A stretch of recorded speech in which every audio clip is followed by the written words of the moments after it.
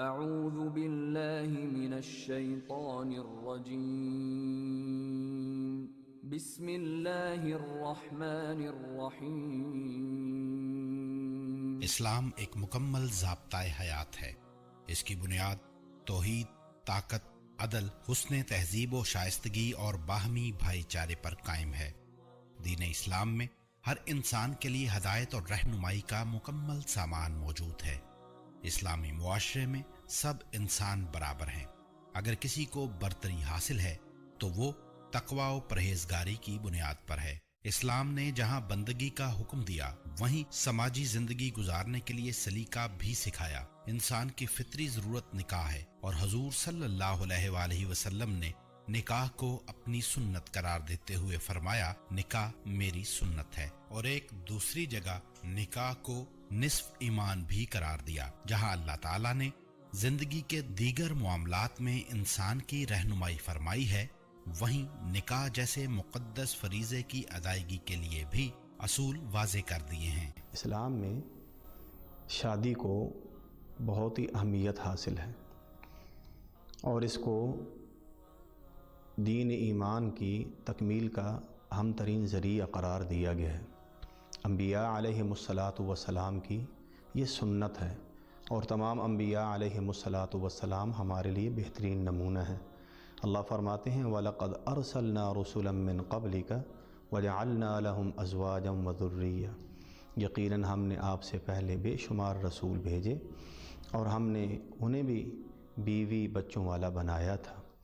اور اللہ نے اہل ایمان کو بھی حکم دیا ہے فَانْكِحُوا مَا طَابَ لَكُم مِّنَ النِّسَاءِ، جو عورتیں تمہیں اچھی لگیں ان سے ضرور شادی کرو، اور پھر اس کی تحدید بھی اور اس کے اصول و قواعد بھی نبی علیہ الصلاۃ والسلام نے بیان فرمائے ہیں، بالخصوص ایسے نوجوانوں کے لیے جو شادی کی طاقت رکھتے ہیں اور ان میں نکاح کا داعیہ موجود ہے، تو ایسے لوگوں کے لیے نکاح کو لازم قرار دیا گیا ہے۔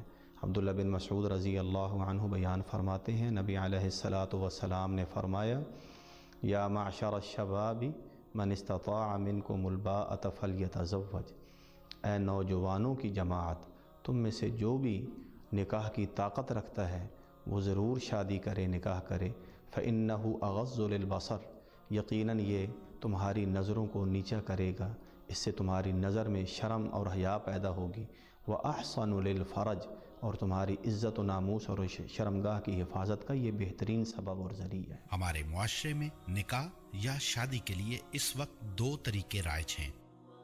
پہلا طریقہ شادی بیاہ کا وہ طریقہ جس کا اسلام سے صرف نام کا تعلق ہے، جبکہ تمام رسومات غیر اسلامی اور بے حیائی پر مشتمل ہیں، جو دو خاندانوں میں نہ صرف بوجھ ہیں بلکہ بے برکتی کا سبب بھی بن رہی ہیں۔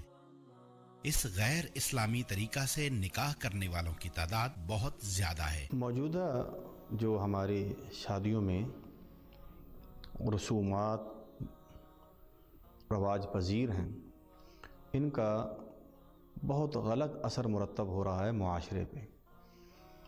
اس کی وجہ سے شادیوں میں بڑی مشکلات پیدا کر دی گئی ہیں، اور شادی کے موقع پہ دیگر رسومات جو ہم ایک فرض عین کی طرح سمجھ کے ان کو بجا لاتے ہیں، اس سے قباحتیں معاشرے میں بے حیائی اور برائی رواج پذیر ہوتی ہے، جبکہ نکاح تو بہت ہی آسان رکھا گیا ہے۔ یہ مغل فرما روا اکبر کے دین الہی کا شاخسانہ بھی ہے کہ ہم آج تک اپنی تہذیب کو ہندوانہ رنگ سے الگ نہ کر سکے۔ آج یہ فرسودہ رسومات ہماری معاشرتی اور اسلامی روایات میں رچ بس گئی ہیں۔ کچھ رسومات نے ہماری معاشرتی زندگیوں کو بھی متاثر کیا ہے اور زندگی کو مشکل اور تلخ کر دیا ہے۔ یہ جو ہمارے ہاں رسوم و رواج ہیں، یہ جس امت میں بھی فرسودہ نظام اور رسوم و رواج جو اللہ اور انبیاء کی تعلیمات کے خلاف ہوتے ہیں، تو وہ یقیناً ان لوگوں کی مشکلات اور دنیا کی زندگی کی بے برکتی کا ذریعہ بنتی ہیں۔ اور بالخصوص نبی صلی اللہ علیہ وسلم کے نمایاں اوصاف میں اللہ مالک الملک نے یہ وصف بھی رکھا تھا وَيَضَعُ عَنْهُمْ إِصْرَهُمْ وَالْأَغْلَالَ الَّتِي كَانَتْ عَلَيْهِمْ فَالَّذِينَ آمَنُوا بِهِ وَعَزَّرُوهُ وَنَصَرُوهُ وَاتَّبَعُوا النُّورَ الَّذِي أُنزِلَ مَعَهُ أُولَئِكَ هُمُ الْمُفْلِحُونَ کہ میرا جو آخری نبی جو ان کو میں مبعوث کروں گا یہ وہ نبی ہیں، یہ اللہ نے پہلی کتابوں میں آپ کے نمایاں اوصاف بیان فرمایا اور قرآن میں ان کا حوالہ دیا کہ وہ نبی ان سے ان کے گلوں کے طوق اور بوجھ اتارے گا جو انہوں نے اپنے آپ پہ خود لاد لیے تھے، اپنے آپ کو ان کے نیچے دبا دیا تھا۔ تو جو لوگ ان پر ایمان لائیں گے اور ان کی عزت کریں گے، ان کی مدد کریں گے اور اس نور اور روشنی کی پیروی کریں گے جو ان پہ نازل ہوا، یہی لوگ کامیاب ہوں گے۔ ہم فضول رسومات کے شکنجے میں ایسے الجھے ہیں کہ اب بے بس نظر آتے ہیں۔ ہم جانتے ہیں کہ جو رسومات ہمارے اسلامی تہواروں کا حصہ بن چکی ہیں وہ کسی بھی طرح اسلام اور اسلامی تہذیب سے تعلق نہیں رکھتی، لیکن ہم اپنی عملی زندگی میں ان رسومات کی ادائیگی بڑے ذوق و شوق کے ساتھ کر رہے ہوتے ہیں۔ شادی جیسے مقدس فرض کی ادائیگی میں شادی کی تاریخ طے ہونے سے رخصتی تک بے شمار رسومات کی ادائیگی فضول خرچی کے ساتھ ساتھ بسا اوقات بدمزگی بھی پیدا کرنے کا سبب بنتی ہے۔ یہ رسومات جہاں بے حیائی کو فروغ دے رہی ہیں، وہیں ان رسومات پر آنے والے اخراجات دونوں خاندانوں کو مقروض بنا رہے ہیں۔ انہی رسومات کے سبب نکاح مشکل جبکہ زنا آسان ہو چکا ہے۔ والدین سالوں سال شادی پر آنے والے اخراجات جمع کرنے میں لگا دیتے ہیں جبکہ بچوں کے شباب کے ایام مشکل ہو جاتے ہیں۔ شادی کی دیگر رسومات میں جہیز ایسی رسم ہے کہ بیٹی کے والدین کے لیے بیٹی کی شادی کرنا عذاب سے کم نہیں۔ بظاہر ہم اس لعنت کی لاکھ مزاحمت کریں مگر عملی مظاہرے کے وقت زمانے کا رونا رونے لگتے ہیں۔ جہیز کے بارے میں شریعت استطاعت کی قائل ہے جس میں آپ کو قرض نہ لینا پڑے، جس میں نمود و نمائش نہ ہو، یعنی جو آپ پر بوجھ یا تکلیف نہ بنے، لیکن ہم نے اس کے بالکل برعکس طریقہ اختیار کر رکھا ہے۔ قرض اور سود تک لے کر لوگ جہیز دیتے نظر آتے ہیں۔ اسلام کے اندر جہیز لینے دینے کا کوئی کانسیپٹ نہیں ہے۔